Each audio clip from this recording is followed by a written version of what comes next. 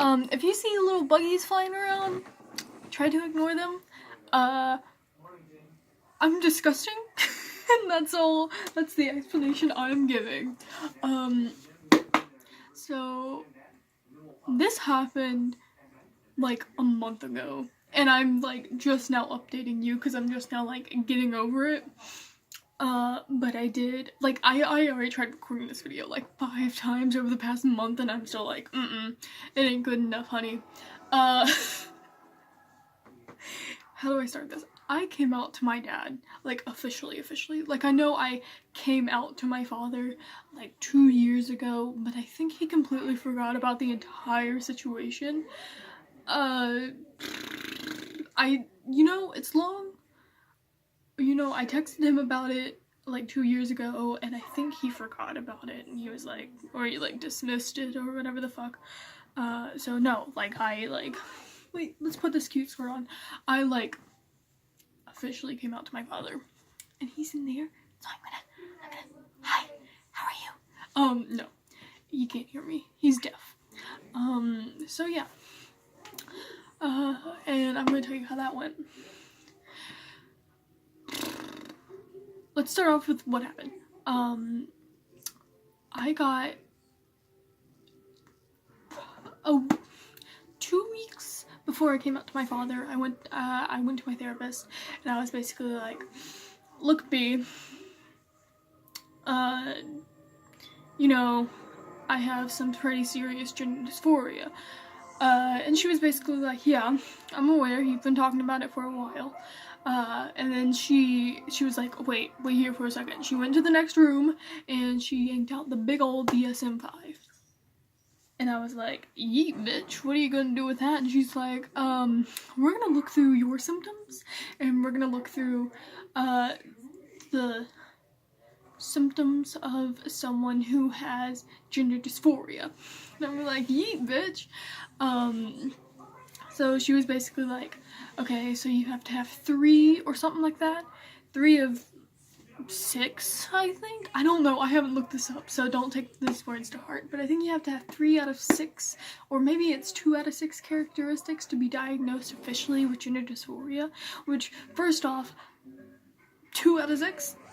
Bitch, every trans person I've met has fit in at least 3, if not 4 of those categories, buggy, of, you know, those characteristics of having gender dysphoria, okay? And let me tell you, they're like, a lot of the characteristics are slightly vague, like, now, like, in order to be diagnosed with gender dysphoria, you have to have general uncomfortableness with your body, or, like, experience 2 of the 6 symptoms, at least, for at least 6 months, which to me is still, like, you know, I could have started 6 months after, I could have started T 6 months after I came out. Are you kidding me? But that didn't happen, so hold on. Which I also think is a little bit of a bad idea, because there are people who, like, we're not really getting into that. But anyway, so basically we sat down, for 2 hours. Yeah, we extended our session. And, she brought in her psychologist buddy so I could get an official diagnosis, because we sat down, she talked me through, and then she talked to the psychologist who specializes in shit like this for a little bit, and like, while I was like chilling there, you know, she had all these notes on me where I'm talking about my dysphoria, and basically I was sat down after she was done talking to her psychologist, or my psychologist, I guess, her psychologist buddy, and she was basically like, yeah, you fit all 6 characteristics of having gender dysphoria, and it's been going on for around 4 years at the least. So yeah, we're diagnosing you with gender dysphoria today. And I'm like, this is what I came in here for, bitch. So I got an official diagnosis. Then 2 weeks later, you know, because I asked her to, like, write a letter to my dad so, you know, diagnosed me with gender dysphoria and saying basically, hey bitch, you know, you got a son and not a daughter kind of thing. And, you know, she made it sound very professional. I'm like, so I ended up going back to therapy 2 weeks later. I got my letter and it all sounded pretty right. She started off with using my birth name, but she never used female pronouns, and then like later on in the level she said, out of respect for my patient, you know, I'm gonna be using masculine pronouns and putting birth name, using Michael instead of birth name. And that's basically how that went. Oh man, this video is already 5 minutes long. I'm so sorry for ranting, for going on. So basically she handed me the letter, and it wasn't the next day because I was too chicken shit. It was the day after that I ended up giving my dad the letter, and the entire time I was fucking panicking. You know, I was making like TikToks. And if I feel like editing this, I'll put a couple of the TikToks in here. Because I was just making TikToks because I was like, I don't know how to deal with my anxiety, so I'm going to make some TikToks about the great news and, you know, my dad seeing the letter. So when my father got home from work, I waited like 2 hours because I was still like shaky and I was still like chicken shit. So I finally handed him the letter, and you know, he basically looked over it and he was like, okay. I'm like, okay. I was sitting like right there, like in the chair next to him while he was on the couch, and he was like, okay. So he put down the letter.